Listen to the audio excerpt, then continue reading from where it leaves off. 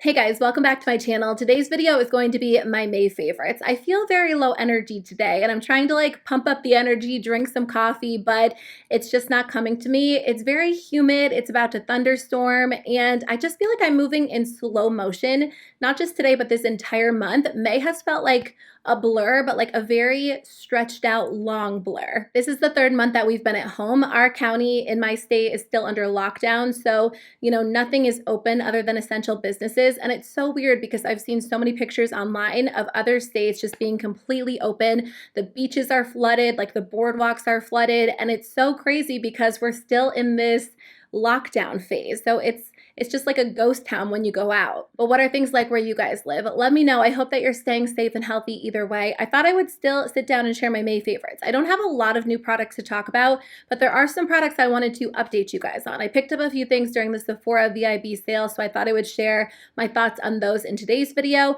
And then I also have a couple of high-end products that I don't think are worth the money, so I'm considering those my fails for the month of May. But let me know in the comment section below what you guys have been loving, whether it's beauty related or not. I've been watching a lot of Netflix. I've listened to like 4 or 5 audiobooks, so if you have any show recommendations or book recommendations, I would love to know. I watch anything. I watched Ozark. I also watched Outer Banks, which was actually really good. When I first started it, I was like, I don't know, but I ended up loving it. And then I just started Sweet Magnolias, which is like a new Netflix show. I mean, that's completely different than the other two, but as far as audiobooks go, again, I'm open to anything, so let me know what you've been loving. And of course, let me know which beauty and skincare products you've been using, whether you're shopping your stash or you've been testing out some new products.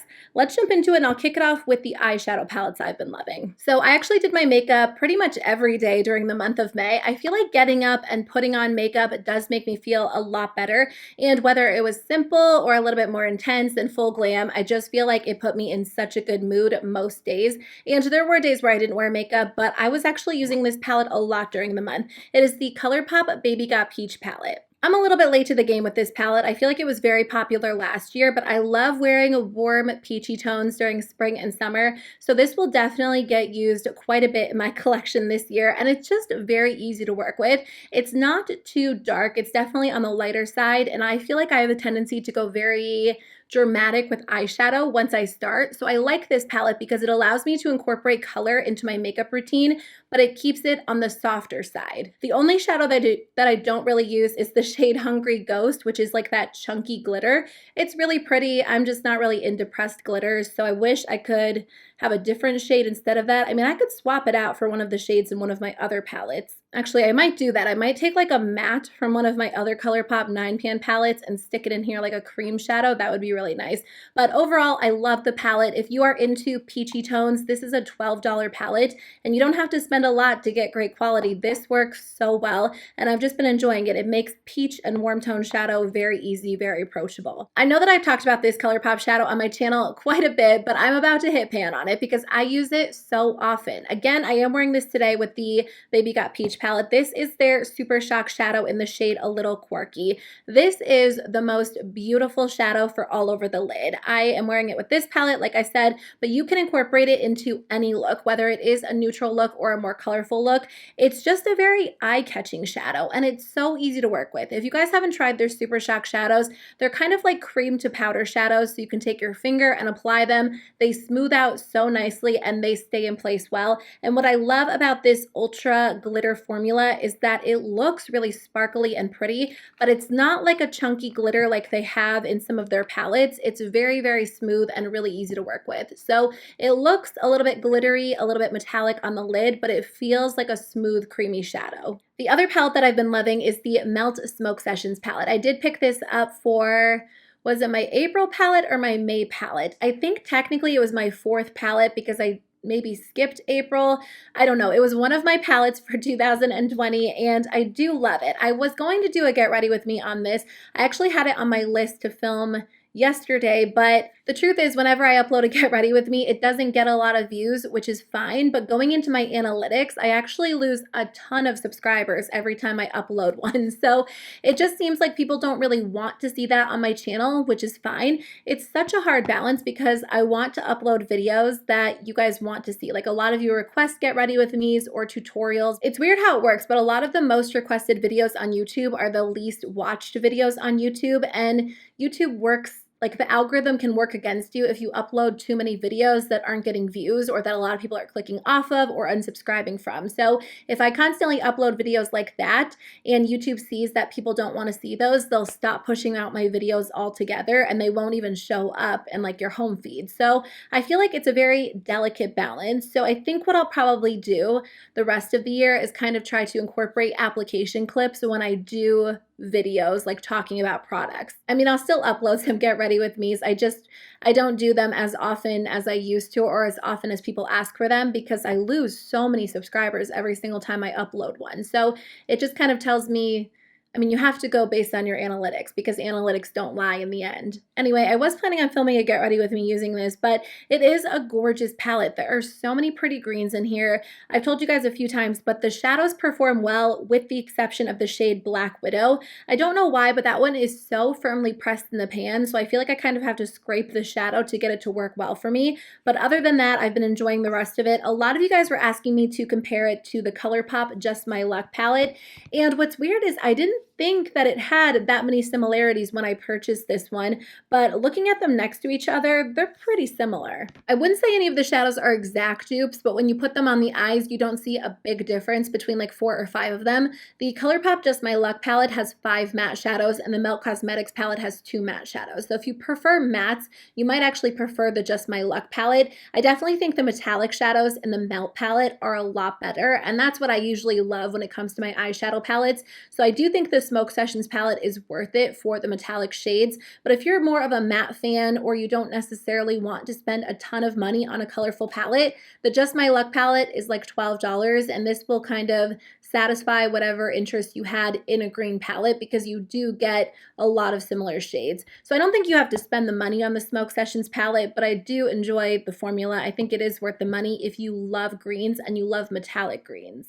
I wanted to update you guys on the Hourglass Veil Eye Primer. I did get this sent to me in the mail as PR, so I decided to test it out because I was really curious about it. I have the Hourglass Face Primer, which works extremely well, and it's such a unique formula, and they were kind of describing this in a similar manner, so I thought maybe it would do the same thing for my eyes that the Hourglass Face Primer does for my face. It just makes my skin look very smooth and even, and foundation glides on so beautifully. I will say that this does work well. I featured it in a Get Ready With Me where I was testing out some new products, and I thought it did a good job. At the end of the day, my eyeshadow was still in place.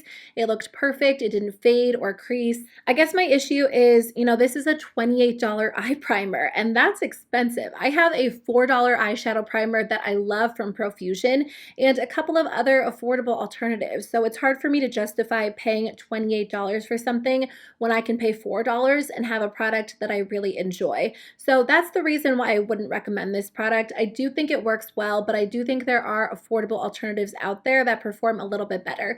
Again, I did get this in the mail as PR. If I had purchased it with my own money, I wouldn't return it because it does work well, but I can safely say I won't repurchase it because $28 is just a little bit too much for something that isn't, you know, any different than some affordable alternatives out there. That being said, there is an Hourglass product that I definitely think is worth the money. I picked up the Ambient Lighting Powder during the Sephora VIB sale, so I did get a discount on it, which was nice because this is a little bit more expensive. Let me look up the actual price. So this retails for $64 and you get 3 different powders in here, and that's a little bit expensive. I did get 20% off, but the reason why I was okay investing that much money in a powder palette is because I did pick up a full-sized version of the Hourglass Ambient Lighting Powder in the shade Diffused Light.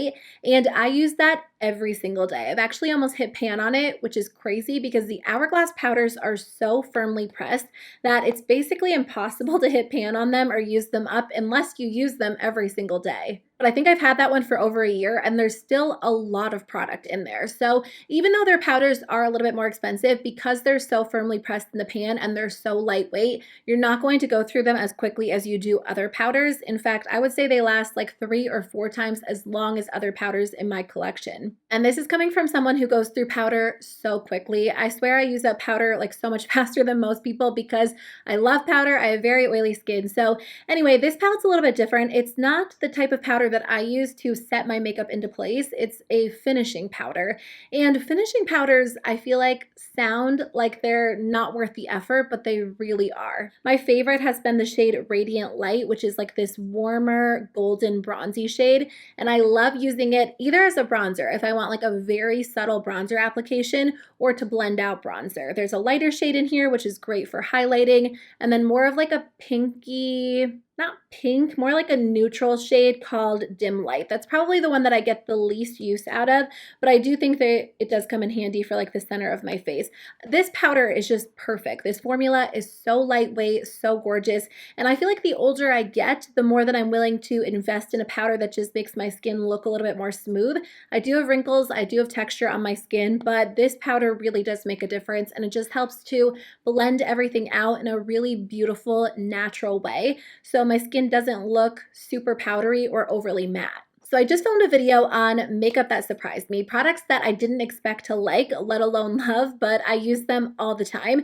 And I think I talked about these two products. The first one is the Too Faced Chocolate Gold Soleil Bronzer. I did get this in my BoxyCharm for the month of May, and when I first saw it, I was like, I'm not gonna like that. I try not to write products off immediately before even trying them, and generally I don't, but sometimes you know your makeup preferences, and I like a matte, cooler toned bronzer. I'm not usually into a shimmery, warm golden bronzer. But you know, I've been at home a lot, so I've been testing out a lot of products that I wouldn't typically wear, and I'm so glad that I used this because it is gorgeous. It's become my go-to bronzer. I will say that I've been wearing like a foundation shade that's like a shade or two darker than what I normally do wear. I've been mixing the Pure Cosmetics foundation with my Fenty foundation, which gives me a little bit of like a slight tan. And when I purchased that Pure foundation, I thought it was like a shade or two too dark, but honestly, I'm not going anywhere, so it doesn't really matter if it matches the rest of my body. So I feel like typically this might be a little bit too dark for me if I was just wearing like my Fenty foundation in the shade 140, but it does work well when I wear that Pure Cosmetics foundation. It's just so smooth and glowy and naturally beautiful on the skin. I use like a larger fluffy brush and just blend it everywhere. I'm not too precise with my bronzer application, and I love how it kind of warms up my face and gives me more of like a golden glow. I don't know, I just think it looks a little bit more natural on the skin than like my cooler toned matte bronzers that I've been reaching for over the past few months. I mean, even the past few years. It's just very effortless and really easy to work with. So I have been enjoying this one so much. It totally took me by surprise. If you want to see the rest of the products that I mentioned in that video, I'll link it below, or you can click the I, and that video will pop up along with any other related videos. I actually mentioned these in that video as well. These are the Bite Beauty Power Move Creamy Matte Lip Crayon, and these are the two shades that I've been loving. I'm wearing the shade Stinger today, which is like a bright reddish coral. I love this formula so much because it does give your lips a matte finish and it stays in place so well, but it's not dry or uncomfortable. Like, you can still rub your lips together and they don't stick together. The product isn't like glued in place like a liquid lipstick. It's so much more comfortable than a liquid lipstick, which is what I love when I'm wearing a matte lip product. And on top of that, it does stay in place well. It doesn't get on your teeth. It doesn't move. If you wear this, by the end of the day, it will still look great. It doesn't really even settle into fine lines. Like, I've had this on for probably 2 hours at this point, and usually by this point, like, any matte liquid lipstick would start to settle into fine lines. It would almost form like that weird line around the inner part of your mouth, if you know what I'm talking about.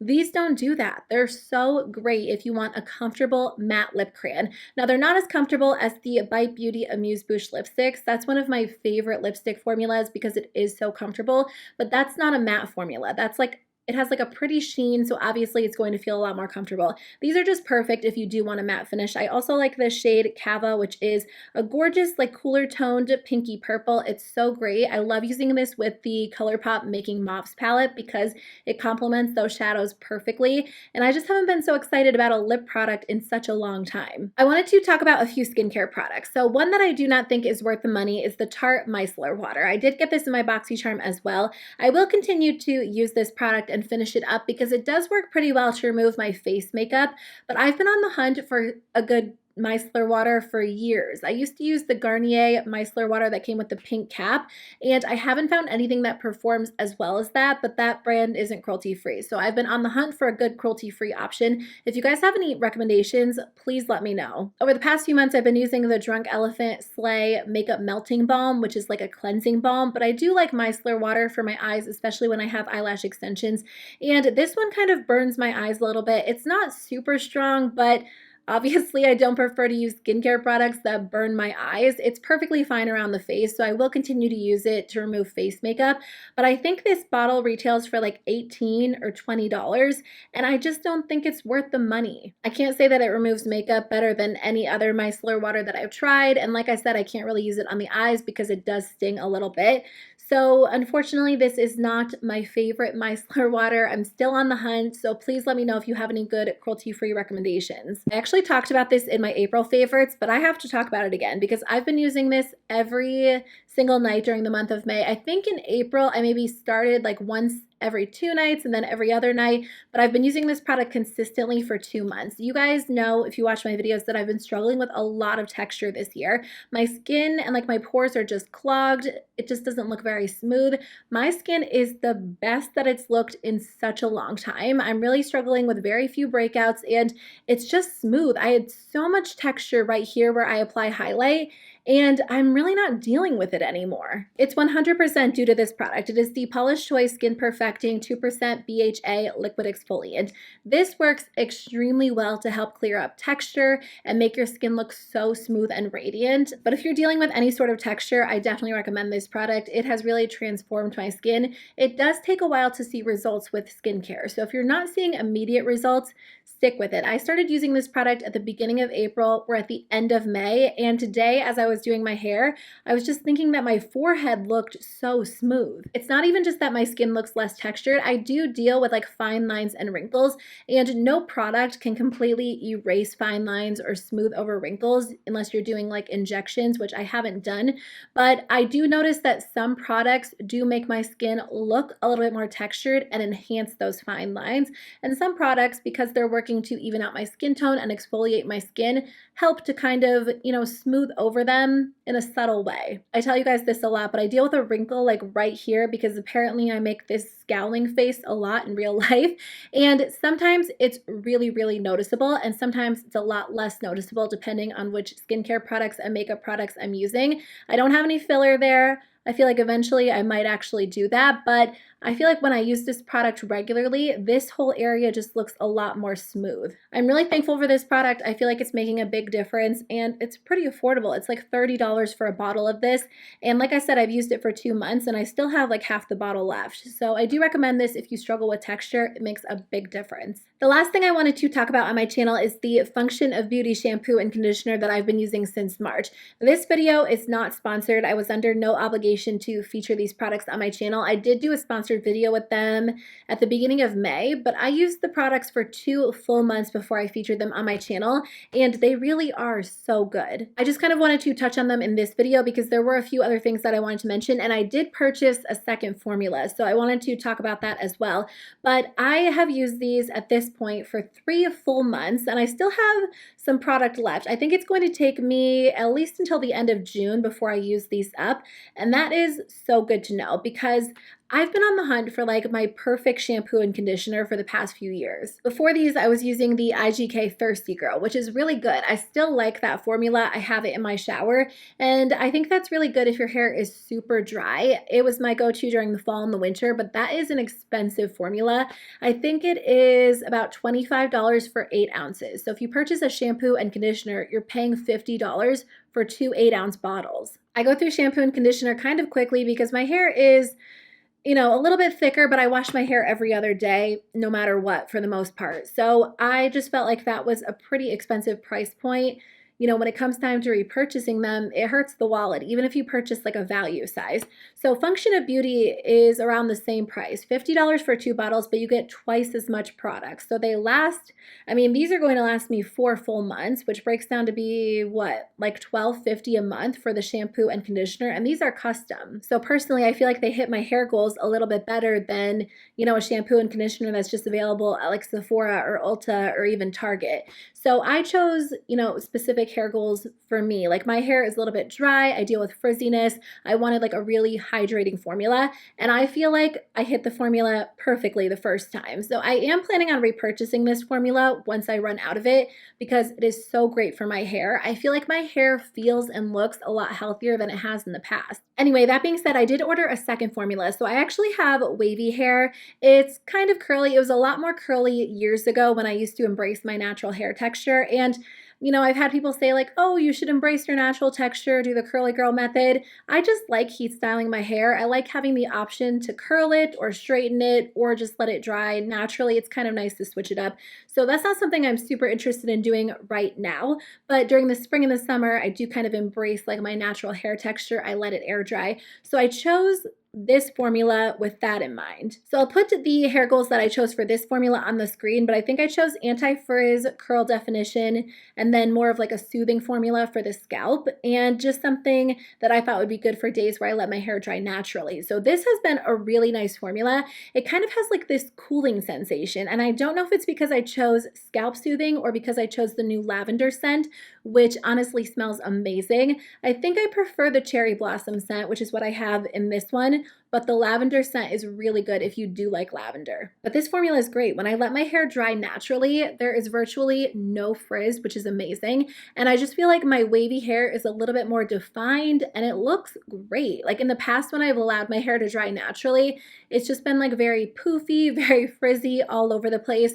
But I do feel like this product works extremely well as well. So I'm really impressed by Function of Beauty. Again, I am not being paid to do this video. The only reason I wanted to touch on it is because I did try out a second formula and I wanted to update you guys. They did give me a link. It's not an affiliate link, so I don't make commission. I'm not trying to, you know, push you guys, but if you were interested in trying Function of Beauty, I think that's still valid. It was meant for my original video, but I'll link it below if you want to try it out because you can get a discount on your first order. I did use a coupon code on this order as well, but I placed this one myself, I paid for it myself, and I do think it's worth the money. So I love them. I just thought I would update you guys after using their products for 3 full months and then trying out a different formula. Okay guys, that is the end of my video. Thank you so much for hanging out with me. I feel like in the beginning of the video, like I had said, I was like very low energy, moving in slow motion, but I always feel better after filming. I love chatting with you guys. I love YouTube. I love making videos. It honestly just brightens my whole day and it wouldn't be the same without you guys. So thank you so much for watching my videos. I hope that you guys are doing well and staying safe and healthy. Let me know how you're doing in the comments below and I'll see you guys very soon with a new video. Bye.